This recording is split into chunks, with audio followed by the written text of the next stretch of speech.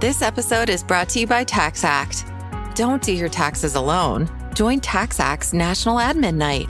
Admin nights are social gatherings for getting through your to-do list. So get ready for a night of fun, finding deductions, and filing taxes with TaxAct, where you can file your federal and state return for just $49 through April 8. Let's get together and get them over with. Visit taxact.com/admin-night for details.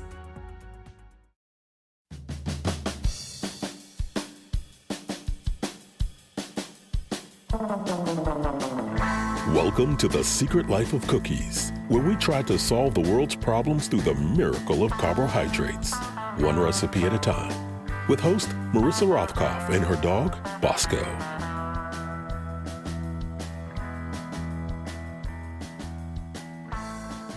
Welcome to this week's Secret Life of Cookies podcast. It's super special, and not just because my guest is legal scholar Jen Taub, but Jen had the genius idea that we should bake up some Ted Lasso style shortbread. That's it. I think it was my idea to sing Memory from Cats. So that's your trigger warning for that right there. Luckily, there isn't much singing because we discussed Jen's book, Big Dirty Money, all about the white collar crime that is really, truly way more insidious than we can even imagine. And I know you listeners all have very good imaginations. There is hope beyond shortbread, however, because Jen has some thoughts also on how to make the criminals actually pay. So go put 2 butter sticks on the counter to warm up and let's get chatting. I had to consent to that. Yeah, so I had to consent to it as well. That's what happens when you have a legal scholar on The Secret Life of Cookies. They make sure that you consent properly to this being recorded, which it is, thank God. And thank God I have Jen Taub and Ponzu the dog live here on Zoom. It's not just us who wants cookies, apparently, but it's also Jen Taub's dog and my dog too. And they're both getting cookies as we speak. Thank you, Jen Taub, for coming here. Your wonderful book, Big Dirty Money, is now out in paperback, available to everybody. And I might add, as a book collector of note, of sorts, not of note, I would say that you should have both the hardback and the paperback, because that way you have the new preface and the new epilogue. I think I like you saying that. I mean, I always like the newer thing, and I love the white cover of the paperback. And I like having the blurbs on the front, and all that. I don't know. It's adorable, the little guy. So yeah, I recommend it. So welcome, Jen Taub. We have a lot to talk about today. We have your book, Big Dirty Money. We have a lot of white collar criming and some news that I was just watching that was breaking today about some legal matters that I would like to ask you about. But today we're going to make, and I love that you're baking along with me.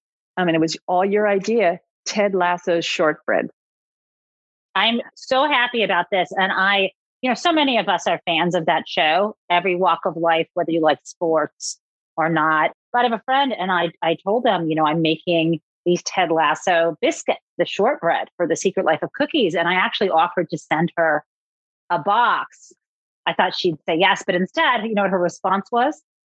I'd prefer a date with Roy Kent or who's the young guy that Joanna is dating. Yeah. Sort of. I forget his name too, but either of those would be fun. Yeah.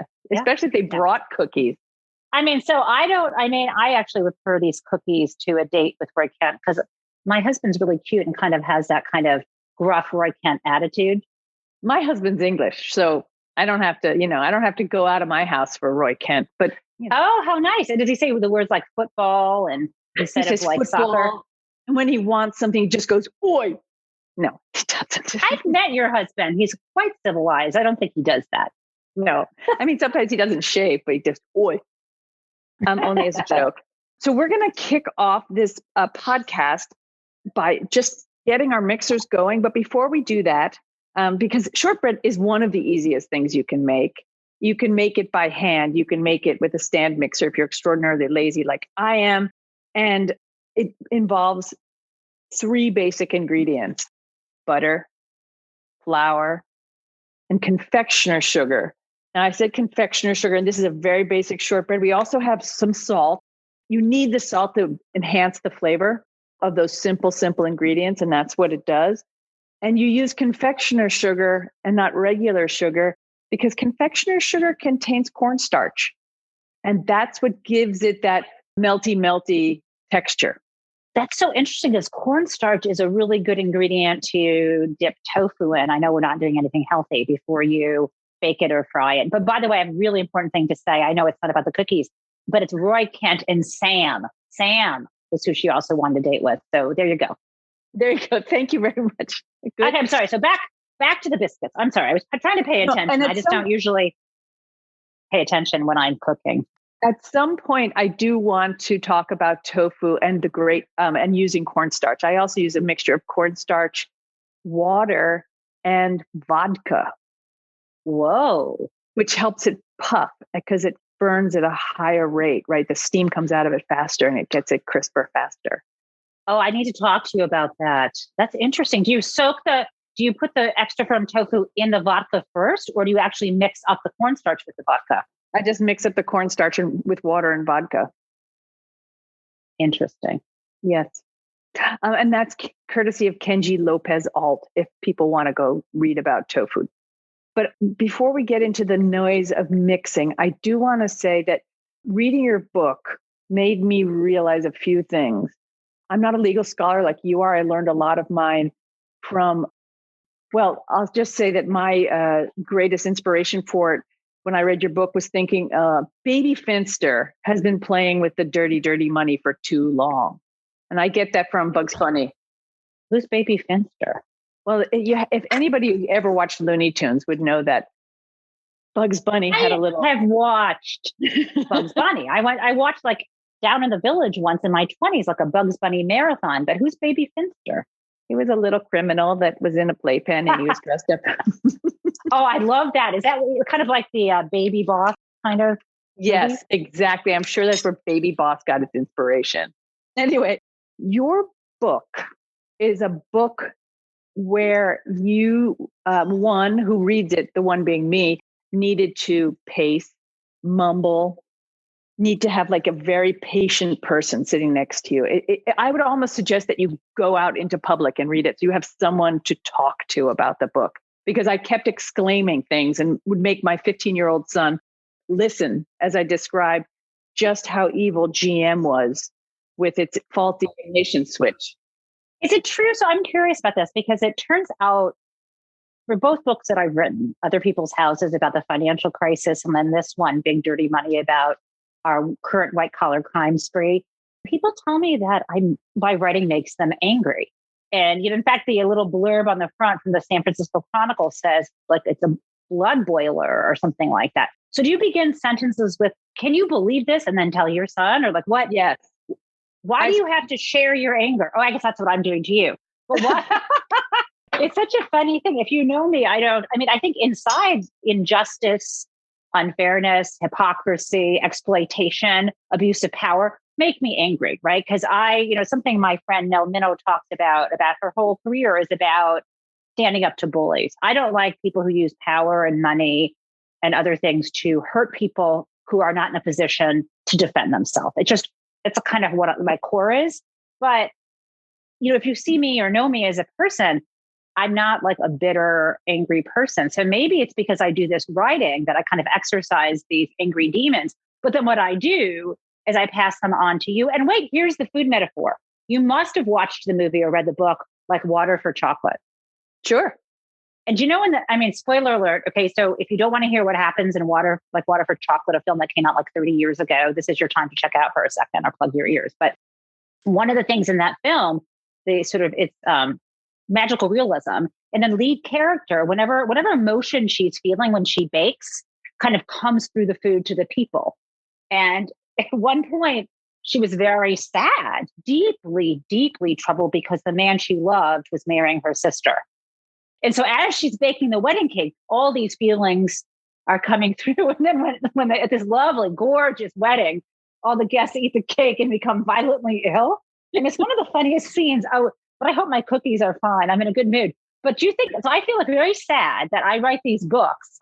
I want them to be calls to action. I want to convey to people the truth about the corruption and the unfairness, but I don't want you to have like a heart attack. So I don't know if I've struck the right balance.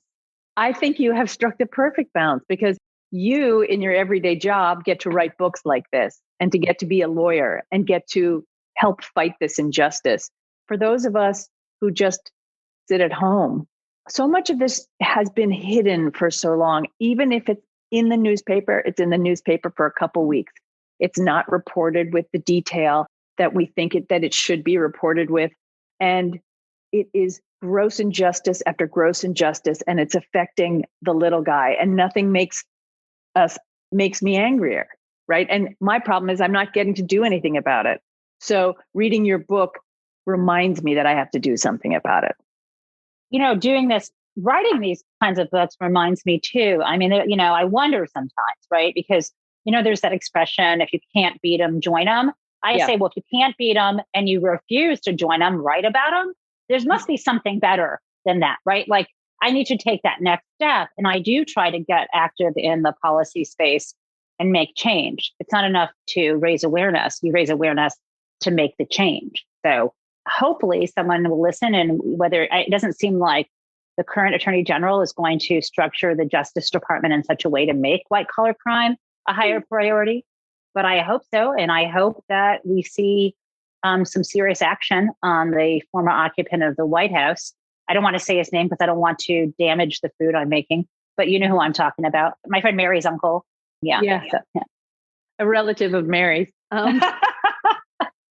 I agree with you wholeheartedly. And I believe actually that my act of baking cookies, especially while talking about a book like this, is cookies bring kindness into the world and they can be soothing. So it's all about balance, you know? I do think that's true. Cookies do bring kindness into the world. And so we can draw attention to the white collar crime that's going on all around us. I think one of the shocking things about your book when you read it is there's nothing new here, right? This has obviously been going on for a long, long time. And in fact, you had a phrase in your book, which I just loved, and I'm going to steal, and I'll give you credit, but it was, you were talking about Elizabeth Warren dealing with Wells Fargo and how she was stunned by this return of events. And I had to read the line twice. I was like, oh, yes. I guess I wrote that. You know, it's funny when you write something, you learn how to keep a lot of stuff in your head and how something's structured, but you don't remember every sentence or word. So I think I'll use that too. I appreciate that. Before we get into the deep nitty-gritty of the book, I would like to start on our biscuits because they're biscuits, shortbread biscuits. And I promise not to do a stupid English accent. This, we're going to drop two, what we call in America, 2 sticks, but really it's 8 ounces of butter that's soft. Mine's been sitting out on the counter since early this morning. And people should never worry about leaving the butter out unless they have like a cat, but then let's just leave it covered. My in-laws. People should worry if they have a cat. I'm deathly allergic to cats. My in-laws are deep into their 90s and have never refrigerated a piece of butter in their life. So I'm just because saying, they're British, right? They're British. Why would you refrigerate it? Did I leave their eggs on the counter too? Because I've heard that with eggs in other countries, there's this whole story. You must know this about that. What is this thing? They're pasteurized or not, and you can leave eggs out in other countries. What's the story? The story is if your eggs are unrefrigerated, keep them unrefrigerated. If your eggs are refrigerated, keep them refrigerated. Oh, so if you buy them from a market in the United States where they're refrigerated, keep them. But if you bought them at a farmer's market outdoors, you could keep them outside in your kitchen. As long as they haven't refrigerated them. If Joyce White Vance comes to your house with a dozen fresh eggs from her beautiful chickens, yeah, she hasn't refrigerated them. They're fresh out of the chicken. You can just keep them. Drove up from Alabama with the eggs. Yeah, I would like that. Wouldn't it be, Joyce, if you're listening, you're welcome to just come in the door. You don't even have to knock. Come right in and bring in the eggs, and we'll make a nice omelet together, Joyce. Yeah, and I wouldn't mind if she actually brought maybe a couple of her chickens. I'm sure they're good travel companions. My favorite chicken of hers is named Pickles. And I sent her a copy of the book, but instead of giving it to her, I dedicated it. I personalized it for Pickles, and she has not made any kind of comment about that. So I'm now beginning to think she didn't read the personalization. Well, also Mr. DeJoy has slowed down the mail service. And they just announced today they're even going to slow it down further, which really seems to me like a really bad, business marketing pitch. Like, hey, come mail things with us. It's going to get there less quickly than it used to. Why does he still have his job? I'm very confused. Maybe I don't understand. I thought he could just be fired by the post office board or something. What do I know? I don't know, Jen, but I have this book about crime that you should read. White Collar Criminals. It might help explain why Mr. DeJoy is still around. Yeah, maybe. Criminals love criminals. Before we get deeper in, we're going to take a brief noise break while we both turn on our mixers and beat the butter until it's fluffy. Yes, folks, that's why chefs are cruel, because they beat the butter and whip the cream. Okay, here we go. I'm going to turn mine on. So right now we have creamed the butter and the confectioner's sugar. And creaming is one of those things that you read in a recipe instruction. You're like, oh yeah, okay, I'll cream them together till they get together, whatever. And nobody really pays attention to the fact that it actually does something, which is it helps to aerate your cookies. And in something so dense as a shortbread, which, you do want the dense crumbliness, you do also want a little bit of air in there so you're not getting like little sugar bricks. You can change a chocolate chip cookie just by beating the sugar longer. Beating the sugar and butter longer. You can make it a chewier cookie, a fluffier cookie. Just keep that in mind next time someone tells you how long to cream your butter and sugar. But I want you to tell me more about criming. And just announced is Mr. That man, former man. No, you know what I mean. Donald, as somebody else we know would call him, Donald plans to sue to keep his White House records about the Capitol attack secret. Mommy, can he do this? Anyone can file a lawsuit. You're asking a different question of whether it will be promptly dismissed or ultimately dismissed. Is that right? That is correct. Now, has he actually filed a lawsuit, or is he just talking? There's some chitter chatter about it. The Guardian. And he wants to. So it's, I don't know upon what grounds he plans to sue, but if he's trying to assert executive privilege, typically executive privilege is asserted by the sitting president, not the guy who used to occupy the White House. So I am not a constitutional law expert, but, it would be a novel question. And who knows where such a lawsuit would take him.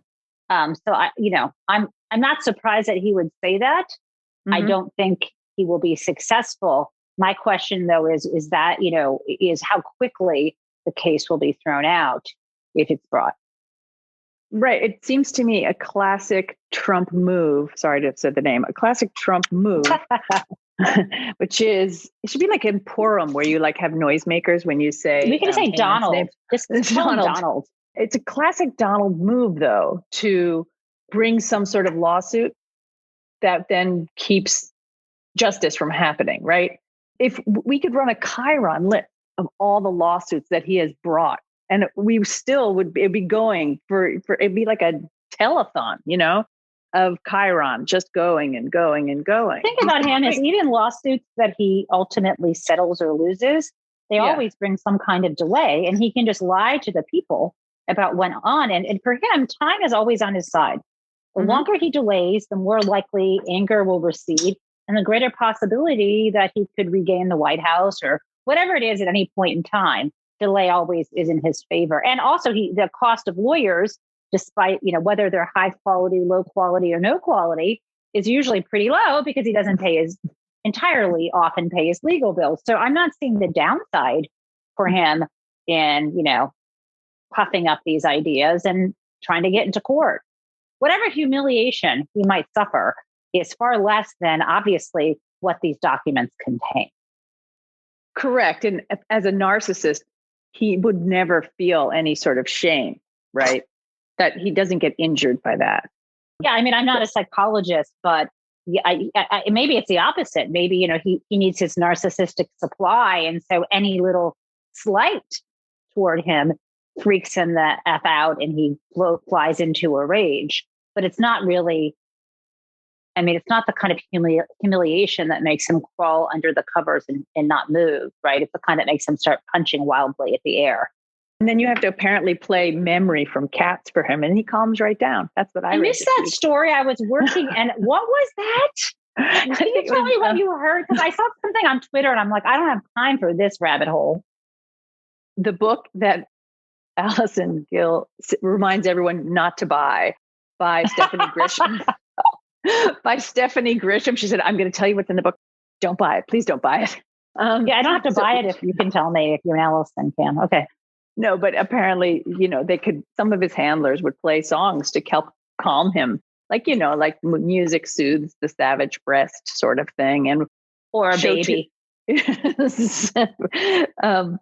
Or yes, a beast child. And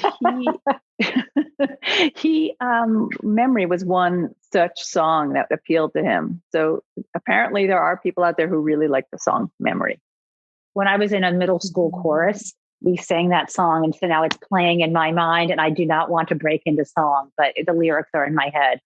We can close out the show. You and I can both sing it. Just give me the first note and we can go from there. I'll do it. And I'm sorry to T.S. Eliot, and I'm not sorry to Andrew Lloyd Webber, though. So there you go. Exactly. So everybody stay tuned to the end of this episode for a lovely, rousing rendition of Memory. That's how we keep people listening to The Secret Life of Cookies. Let's take a moment. We're making these cookies seem like they take ages to make, and they don't. You could be done in seconds. That's the joy of shortbread.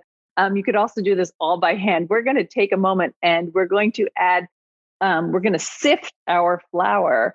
And I hate sifting flour. Do I have to sift flour, Marissa? Well, yes, you do, Jen, because I hate it more than you do. And there are about 3 recipes I've written that involve sifting flour.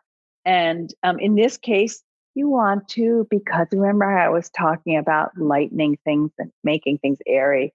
And well, this helps to do that.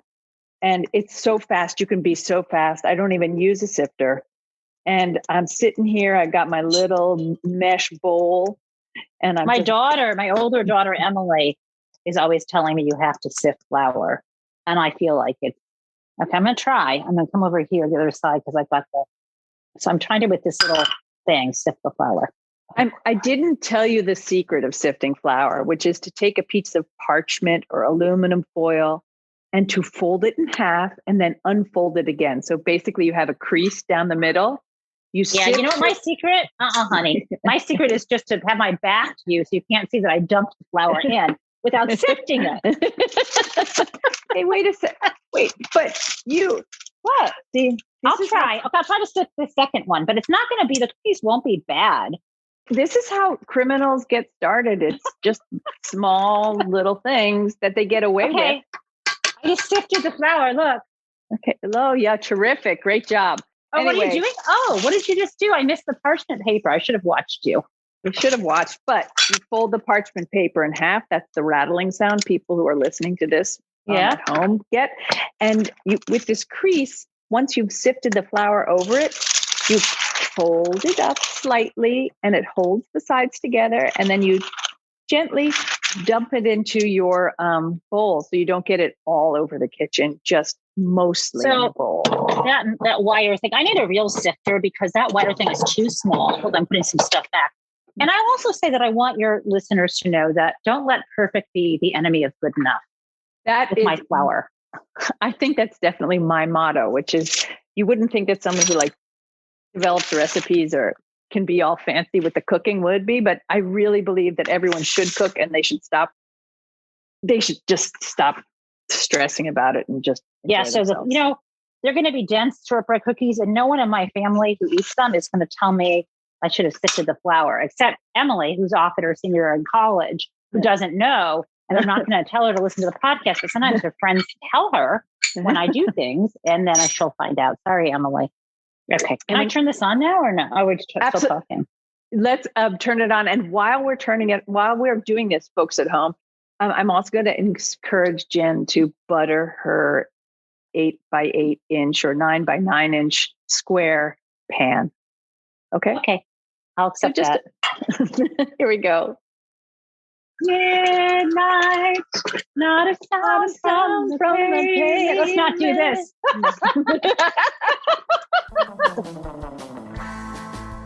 This is the time I've added chocolate chips to mine because I live very close to the edge of sin in my life. And I also have a bunch of plain ones right there. And my daughter is coming home from college for the first weekend since she left. And so she likes chocolate chips and things. Well, I've decided that if I'm going to not actually fully sift the flour, then I'm just going to do traditional with the other aspects of it. Okay. Shortbread are kind of awesome because you can do so much with them. You know, it's also sort of awesome how white collar criminals get away with the crime. And I was thinking up as I'm sitting here, pitter patting the dough gently into the pan. Wait. I was supposed to take the dough out of the mixer. Oh shoot, I'm falling behind. It's okay. It's good that I'm ahead of you. I should be. Is that a snobby thing to say? It isn't meant to be. No, anyway, it's fine. I accept it. You need to just gently pitter pat it into the pan, like I said, like a little baby kitten kneading its mama's belly. Because you don't want to compress it too much. Remember all that time you spent getting air into your cookies? You know what I forgot to do? What? It's too late. I forgot to do the zest. Oh, it is a little late for that right now. That's all right. I can use a lemon for something else. Or you know what you do? Just do a little zest over the top of what you're doing. Nah. Fold it over. You sure? Okay. I don't trust fold myself. It over. It's all right. It will mess up one more less thing in my kitchen. I believe in you implicitly. When I was thinking about these white collar criminals and the other fantastic phrase that you use, I mean, you use lots of them, but the idea that they just kind of go about their doings because of mutually assured immunity.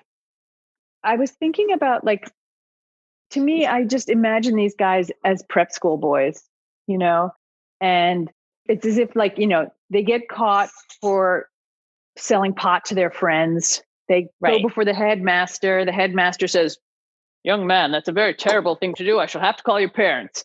They call the parents. The parents say, "That's a terrible thing. We can't believe little Johnny would ever do such a thing. We're such upstanding people. And by the way, can we give you $150,000 for a lacrosse field?" And then Johnny goes back to his room, says, "Yeah, real sorry." And then he keeps selling marijuana to people. And it just happens at a bigger scale with many more people affected by it. White collar crime, it can be lurid and it can be shocking. But I think when you start to think about how it impacts us, the little people, and you have a statistic about that, it's stunning.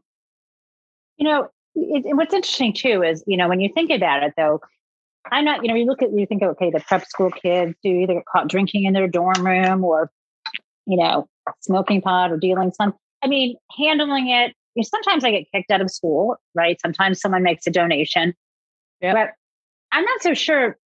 I mean, I don't think the police should be involved for that, right? It's just that it's so unfair because if you're not a white rich kid at a prep school, but you're, you know, a black kid who's smoking pot, then you could end up dealing it. You could end up with a serious prison sentence.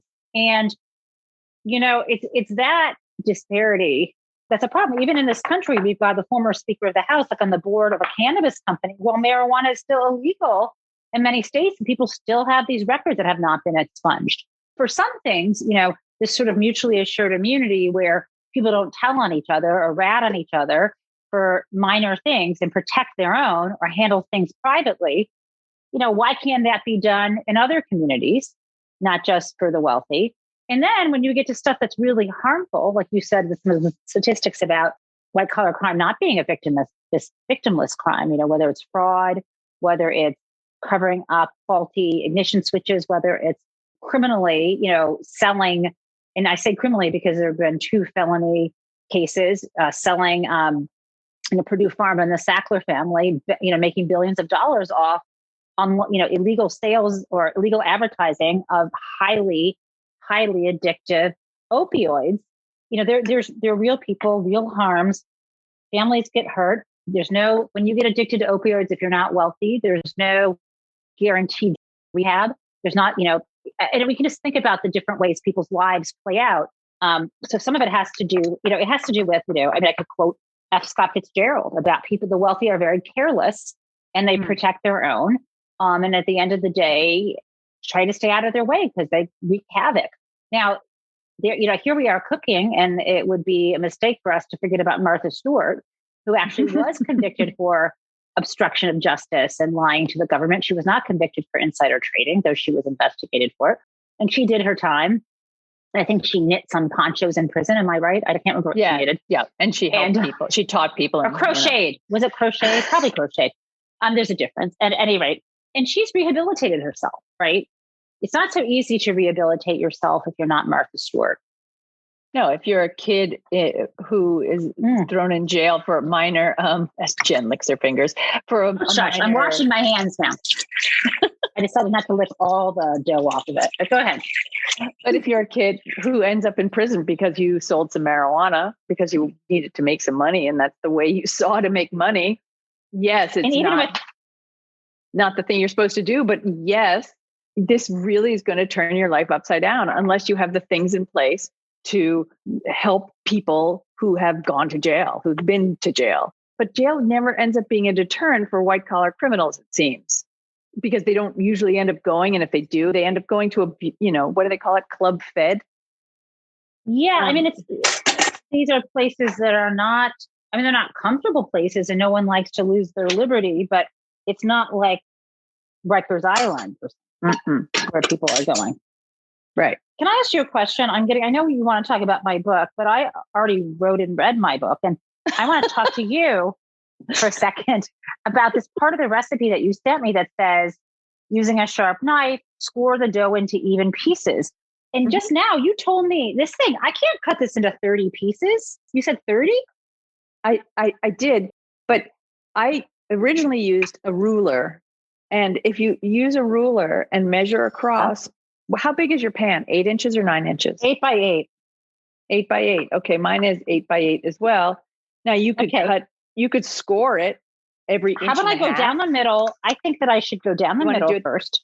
Very smart idea. And just as I can, and then down the other middle, I'm crisscrossing. So now I've got 4. You're going to do squares. Giant, 4 giant ones. And then should I cut those in half? I might cut those in thirds. I would put 2 cuts down the middle. Okay, so I can do that in each of those. Yep. So you see they're each about an inch now. Yep. And so now you have 16 long bars. I do? I do. I have 12. Because you only cut yours in the middle. Okay. For all the kindergarten math teachers out here, this is why it's good to teach people about math with food. Okay, I'm doing it. I'm just going to make them look like the right size of little tiny bites. Don't worry, it's not going to be a terrible situation. It won't be at all. I have 1, 2, 3, 4, 5, 6. 1, 2, 3, 4, 5. I have 36. See what happened? See how amazing you are? You made stuff happen. I'm going to make these a little bigger. This is so great. So the thing that has to happen right now, because your butter was so soft, everybody's butter was so soft, is you've got to put this into the refrigerator. But before you put it in the refrigerator, you need to do a little thing called docking. And each little one of your squares needs a little fork, if you'll pardon the expression. Oh, I love, my friend Joni's mother in high school was from Scotland. Yeah. And I remember what this looks like. So how many dots in each? As many as you want. They're your biscuits, baby. They're not very big, so one will suffice. Some of them, I hate to tell you that these are not even all the same size. Mine aren't either. Yesterday, I measured mine beautifully with a ruler. And for those of you, out there who are much better at being anal retentive bakers than I am. You can use a ruler. A nice thing to use is a pizza cutter to help you roll it across. But we should have used a ruler. I shouldn't have doubted you. If I had slowed down and believed in the 30, I wouldn't have ended up with 36. It's okay. I thought I was going to have 20. Okay. It's the story of my life, but it's okay. I'm getting used to it. The other thing that we need to do after is sprinkle some sugar on the top. Oh, what kind of sugar did you say to sprinkle? Well, I'm sprinkling some sugar in the raw, turbinado sugar. You can sprinkle demerara sugar. Okay, I got some sugar in the raw right here. And if you don't have that, you can just sprinkle granulated white sugar. Okay, how much? Just so it shimmers a little? Yeah, gentle sprinkling, but you don't want it to sound like you're breaking teeth when you're eating it.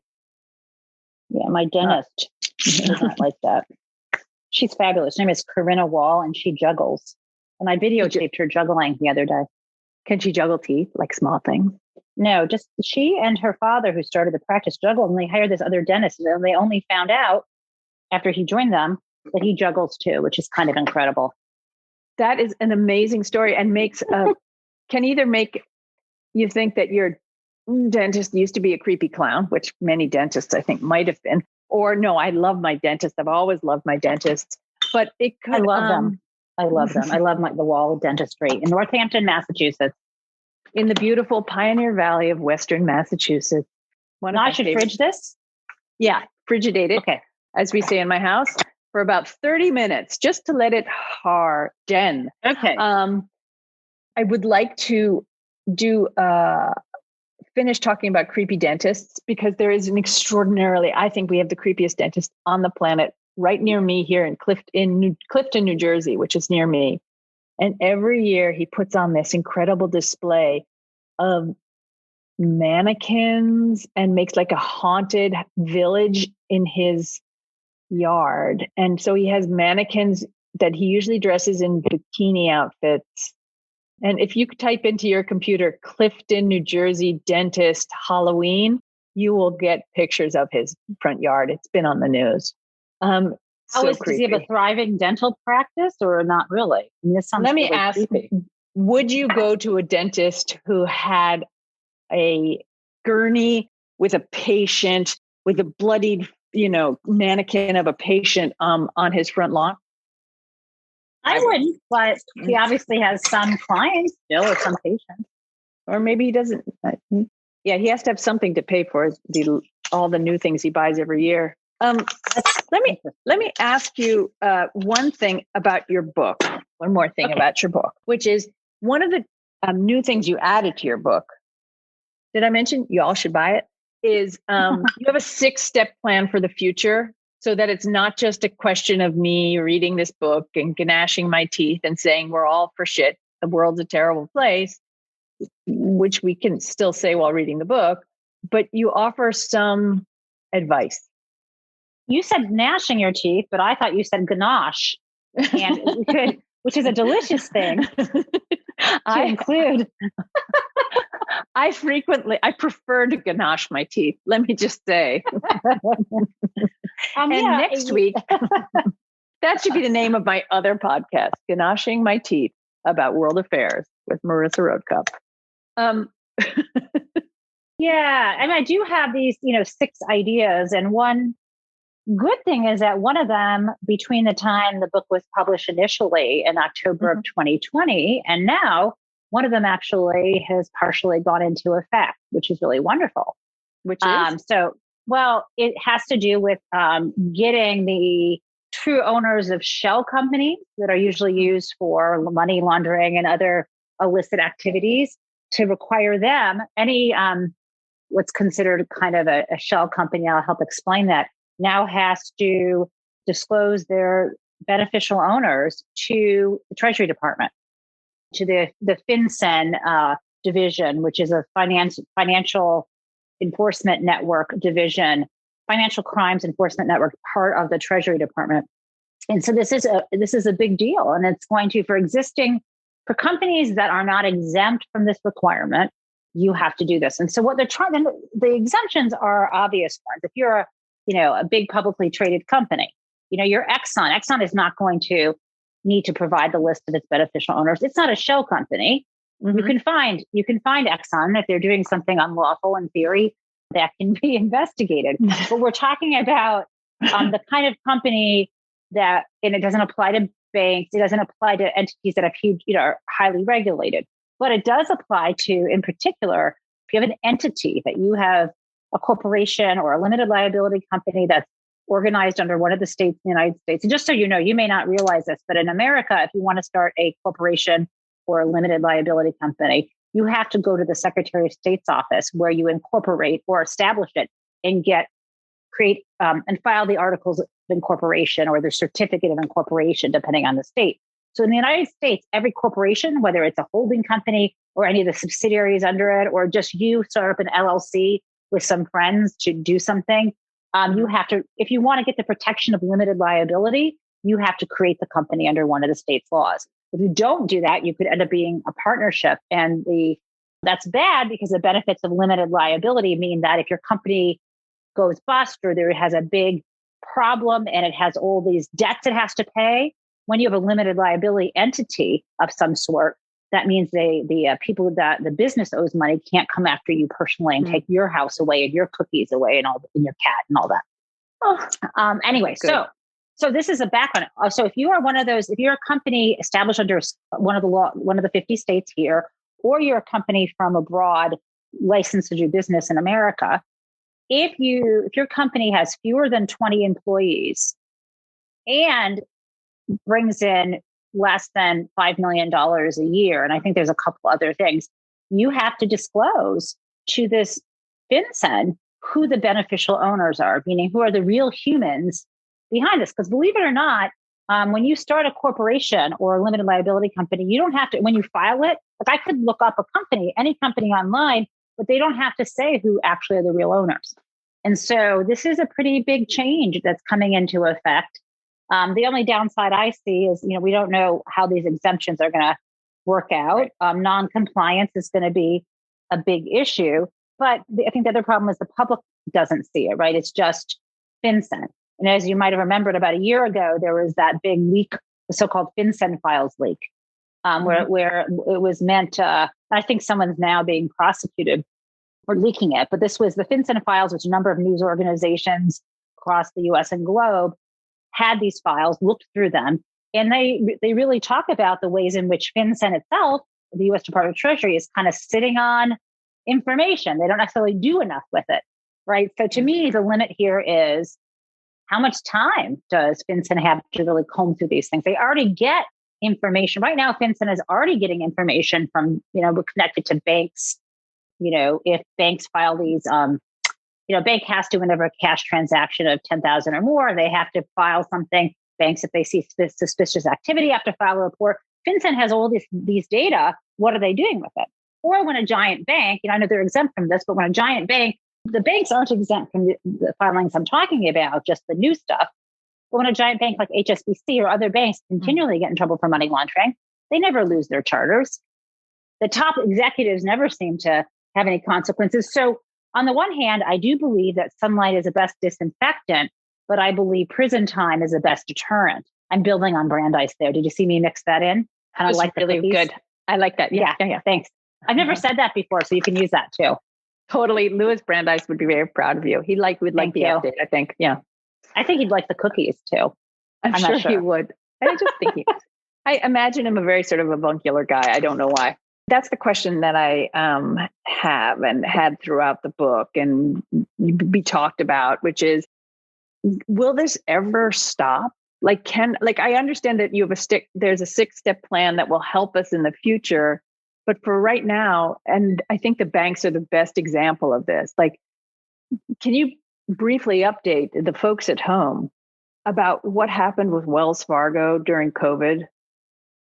Two things. One, I just turned the oven on. Was I supposed to do that? That's a great idea. It's always good to preheat your oven, even though the oven only needs to get to 300 degrees. Okay. So in order to put in context what the heck Wells Fargo is up to lately, I think I need to remind people, although they might not need so much of a reminder, of what Wells Fargo recently got in trouble with and trouble for. And I think it might have been, it was either I think it was like 2016 or 2015 when news broke that the government had found out, the Consumer Financial Protection Bureau, and I think there was, I'm not sure what other agency, had found out that Wells Fargo, maybe it was the OCC, which is the bank regulator, Wells Fargo had opened up millions. It turns out to be over 2 million after the investigation, millions of accounts without customer authorization. So this was because of cross-selling. So maybe you had a bank account, like a savings account, and then they opened a credit card line, or maybe all you had was a credit card with Wells Fargo and they opened a bank account, or maybe you had a mortgage with them and they added both. Who knew what it was? But they added accounts without customers' authorization. They were also doing things that they weren't supposed to do in terms of there's special laws regulations that protect veterans who are like overseas defending the country. And they were doing things like repossessing cars from veterans' families here when they weren't supposed to be doing it. They were doing things like charging people. If you got a car loan through Wells Fargo, because that's how it was financed, maybe through your dealership or you just went to them for the car loan, they were adding to, without your consent, insurance. And I don't mean car insurance. I think it had to do with like payment default insurance. I'm not sure what kind of insurance they added on. And then people didn't, they were then repossessing their car because they couldn't afford their payment. So they did a lot of bad stuff. And they had these major settlements with the regulators. And the news kept coming out. There were 2 congressional hearings, bipartisan anger at Wells Fargo. The head of Wells Fargo steps down. They elevate somebody else. And then, all this stuff trickles out. And by the way, the head of Wells Fargo steps down like within a month of the congressional hearings. Again, I think it was either 2015 or 2016. John Stump steps down and he retired. And then it was like in 2020, so like 5 years later, long after he's retired, finally the Office of the Comptroller of the Currency, the bank regulator at the time, like announced that they were going to fine him a little bit more, even though he walked away. He walked away with millions of dollars, right? I can't remember the exact number, what his severance payments were. But whatever that final number was, he had, he's exceedingly wealthy. He has tens of millions of dollars at least. They fine him, which doesn't make much of a dent on his millions. And they ban him from the industry for life. And it's like this dude's in his 60s and he already retired, because the idea was that he must have known, but there's no evidence that he knew. He was putting pressure. He had this thing called 8 is great. He thought there should be 8 relationships that Wells Fargo had with customers. And he was pumping the stock up, telling shareholders, look, we have all this cross-selling and such and such. So he was putting pressure on people, and then they put pressure on salespeople. And what happened is there were some salespeople who said, I don't want to do this. And then one of them called the hotline and was fired, right? So people got fired and retaliated against if they didn't go with the flow. And then some who went with the flow ended up in trouble. But the people at the top, kept their hands and their boots clean. And that was that. But here I've got some good news about this. Good news. Joe Biden just nominated a law professor from Cornell called, her name is Sauli Amarova, to be the new controller of the currency, which is the head of the notoriously lax banking regulator. So she is, I can tell you, she's a friend. She's utterly brilliant. She is somebody who early on was writing, and by the way, I think she worked in finance before she went to teach in law. And she was one of the people who was writing early on, shortly after the financial crisis, about how banks shouldn't be involved in commodities. They were cornering the aluminum market. You might have remembered some of this stuff that was happening way back when. So she's a really fantastic person. So I'm encouraged by that.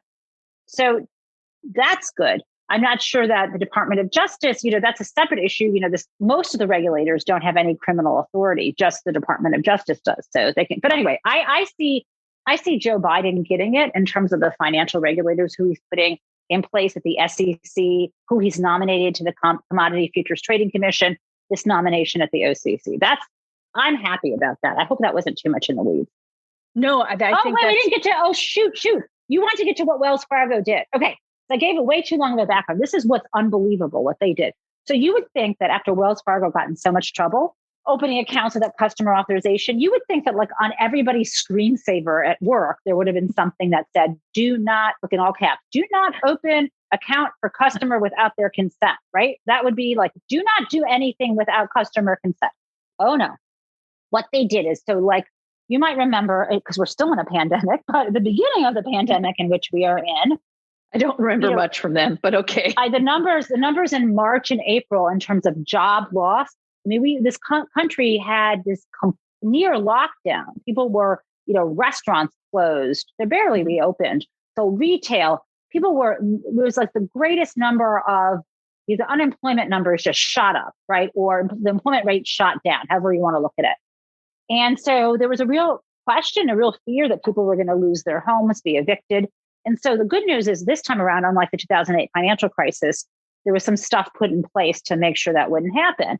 And one of the things great, right? Yay, right. But it may expire. But one thing that was put in place is that mortgages that I think were backed by the FHFA, which is a federal entity, I think that, or it was Fannie and Freddie mortgages. At any rate, banks that had certain backing for their mortgages were allowed to extend.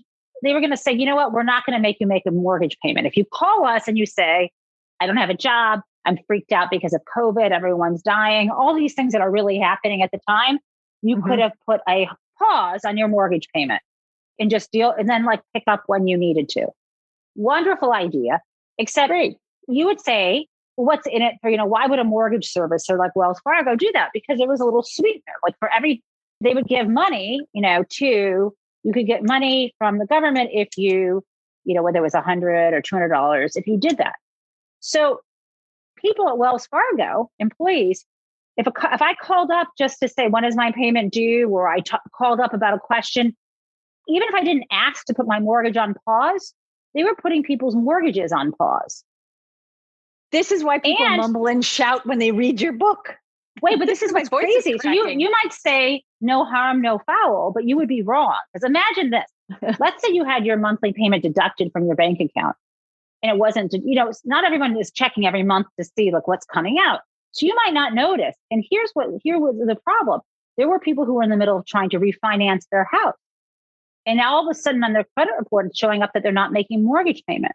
Or what's worse, there were people who were in the process, because they were in trouble, in the process of bankruptcy, who were trying to reorganize their debt, but they were staying current on their mortgage. And they come to find out they almost got rejected from the bankruptcy proceeding to clear their debts they couldn't pay, because they came to find out that they weren't actually paying their mortgage like they were supposed to be or something. I mean, it was just outrageous. And Wells Fargo did an internal report and admitted to some of this. But what kind of controls do they have in place that this kind of stuff can still go on? And I think at the end of the day, they are too big to manage. Big to manage. They're too big they've proven it now. And they, I believe, need to be broken up into divisions where they can actually run their business in such a way that they're not hurting people constantly. That would be good.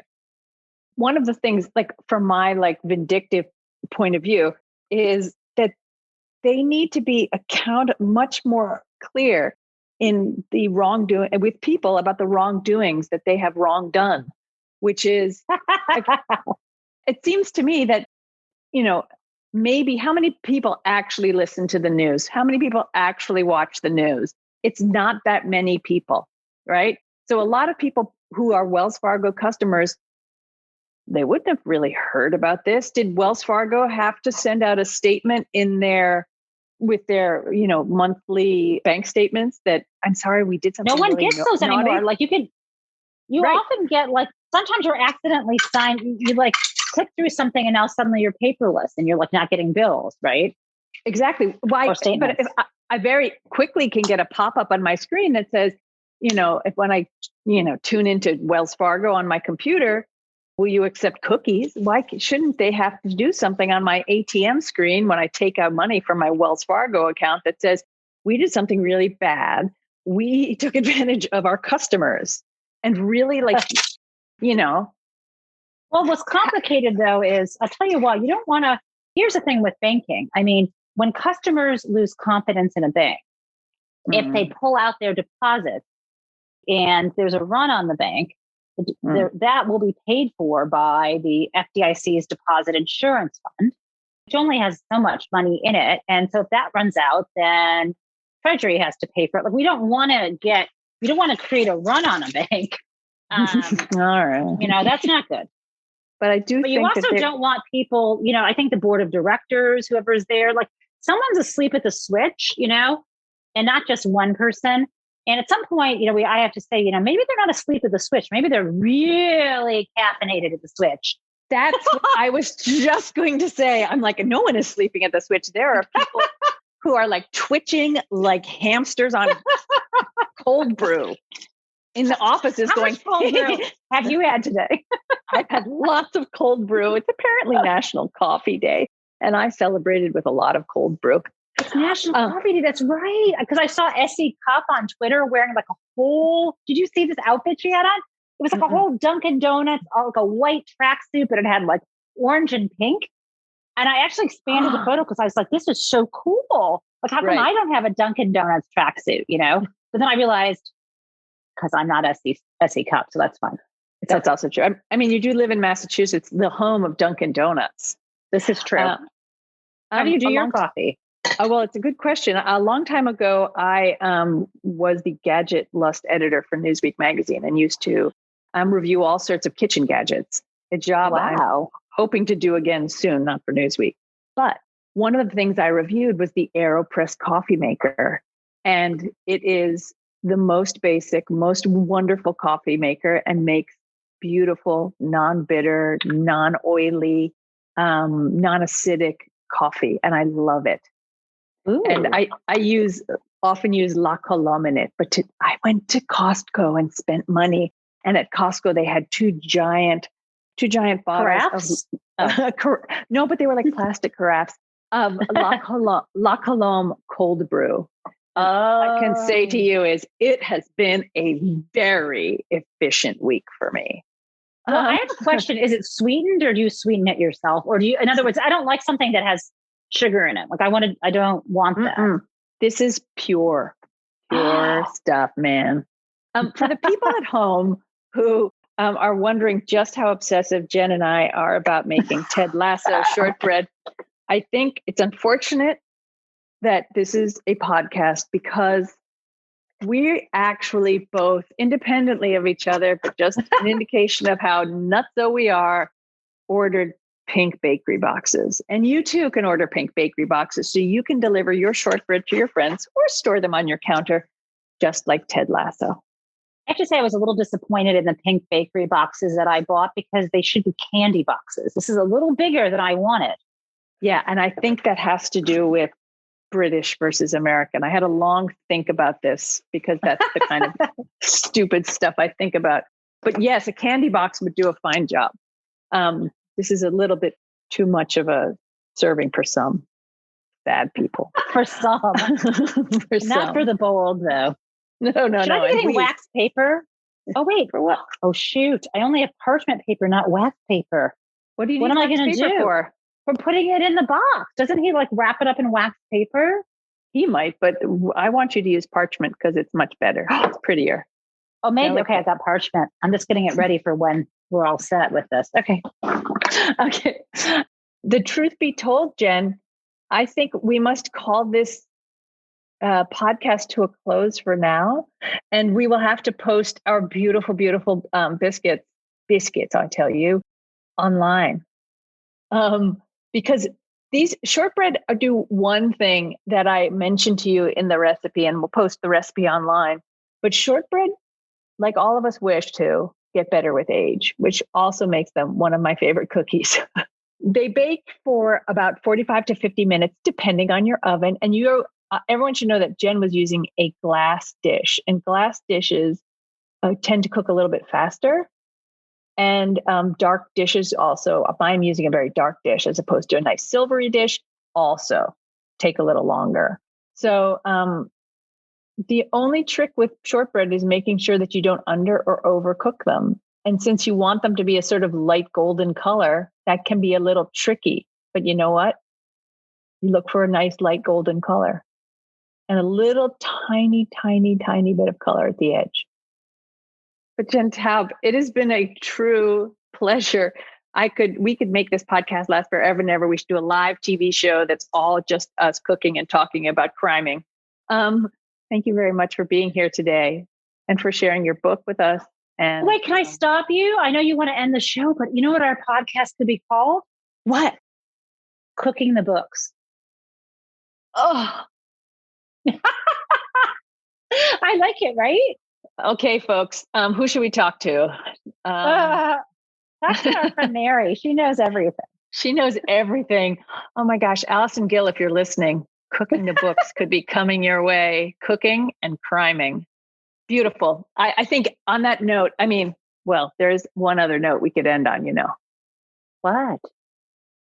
Midnight. I am all alone. No, I'm going to stop. But that anyway, was beautiful. that was so it's so much better than when I try to sing with you. Will you start again, please, so I don't interrupt? Just start over. No, I think you should sing with me. I'm not going to do it again by myself. Yeah, I'll do it off camera, or off audio. That will be much better for people. Trust me. It's when my dog starts singing along that I know I've really the howling. Wow, my voice is really bad. No, I had a small jazz group when I was at Mount Holyoke College. Anyway, Jen Taub has gone off camera. Thank you. Folks. No, I'm just checking the oven. It's okay. Bye. Okay, tune in for another special episode of Jen and Marissa in Cooking the Books, where we sing show tunes, talk about white-collar criminals, and use as much white sugar as possible. Thank you so much for joining us on the Secret Life of Cookies podcast. I apologize for my singing, but if you subscribe to the podcast and leave a pleasant review on Apple, I promise not to sing again. You can find Jen's book out in paperback wherever fine books are sold. The recipe for the shortbread is on my website, marissarothkopf.com. Thank you, and have a safe and wonderful week.